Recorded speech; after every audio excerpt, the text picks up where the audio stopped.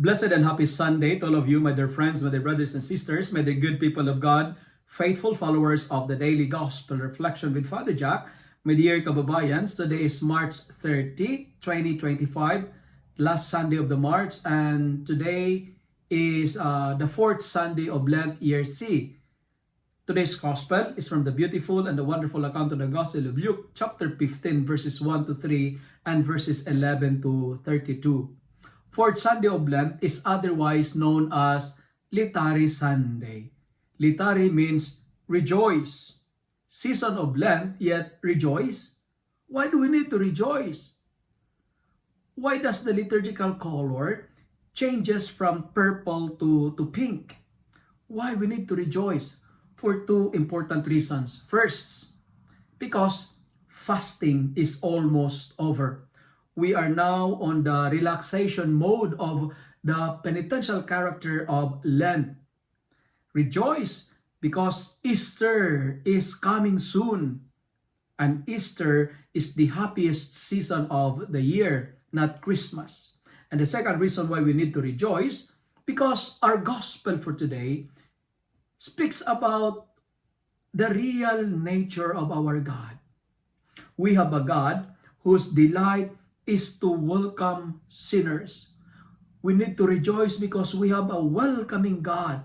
The joy of the Lord is to forgive and to restore back our lost dignity. Our conversion is the delight of our God. His joy is our repentance. That's why we need to rejoice, because our God is compassionate, kind, and merciful. Three important points that I would like to share with you today. First, the story of the prodigal son tells us that amidst of our atrocity and wickedness, amidst of our sinfulness and imperfections, God is never tired of welcoming us back to His mansion. He will always rejoice even if we betray Him. By the way, the church teaches four kinds of justice. And the first justice, I don't know if you remember this one during your studies in the university, but the first justice that the church is teaching is legal justice.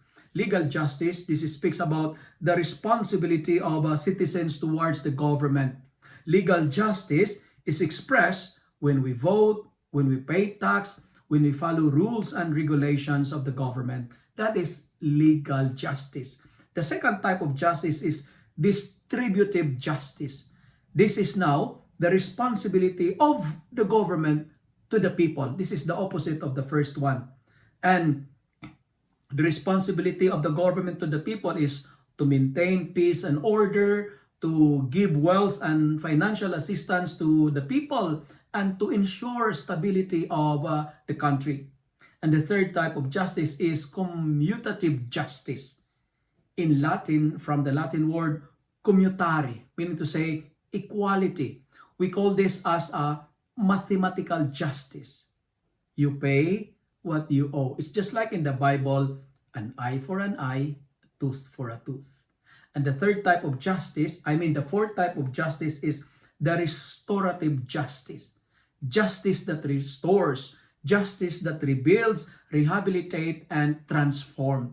And biblically speaking, we call this justice as mercy. This is the justice that the Father gave to His sons. You know, the request of the younger son is very scandalous and shameful. Why? Because he asks his father, "Give me my share of the estate." This is scandalous and shameful and embarrassing, because he is just like saying, "You know what, Father? I cannot wait you to die. Give me my share." And he was called prodigal because prodigal means extravagant, means excessive, squandering his shares.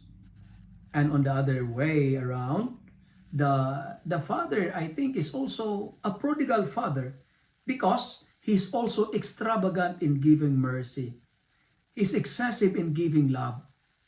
The father is enormous in expressing his forgiveness, and kindness. And look at what happened. The gesture that I would like to highlight if I'm like a film director is when the father ran towards the son to welcome the son, the younger son, when he decided to go back. You know, two reasons why the father ran towards the son. Because the moment the son left the home, every day, the father is longing for the return of his son. He was like eager, is waiting because he knows that his younger son will come back. And there is a law in the Jewish tradition, when the son dishonored the father, the law says that the son is deserving death penalty by stoning. But the father runs toward the son because it tells us, hey, no one can hurt my son. He restored the dignity of his son. And the challenge for us this fourth Sunday of Lent is never hurt someone who loves you. And can you imagine? He abandoned the house and he decided to come back. But the father, restore the lost dignity by giving him ring and sandals.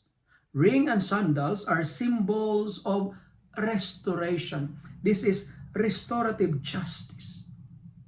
And it is interesting to note when the eldest son knows that his younger son comes back, he denied it. And look at what the conversion, he disowned his brother. And he said, this son of yours, he never say, this brother of mine. But the father restored it by saying, this brother of yours. You know what, my dear friends? God always restore our dignity when we decided to return and come back to Him. And season of Lent is all about returning to the Father, reconciling with God. And that's the first point that I would like to share, that we have a God who is a welcoming God. And second point that I would like to share is this: we need to return home. Don't wander too far. Why? Because away from God, life stinks. Away from God, you will smell like pigs. Life away from God is lonely. Meaning to say, there is starvation. Life away from God, there is pain, there is misery, there is suffering. But when we return to God, there is abundance, there is love, there is joy, there is happiness. That's why, my dear friends, return home, because there is no place like home. When we return to the Father, He will welcome us with an embrace and kiss, and He will restore our broken dignity by putting ring on our finger and robe on our body and sandals on our feet. Season of Lent is returning to the Father. Return to the Father because there is no place like home. Return to God. And finally, when someone is lost, welcome them back. Welcome them with an embrace. Welcome them with forgiveness, kindness, and mercy. But dear friends, God is yearning for you. Return to the Father's house. No matter what you have done, return to the Lord. If you love and like this reflection, kindly share it with your friends. Share it with your family. Make the Word of God viral so that many will be blessed. Amen.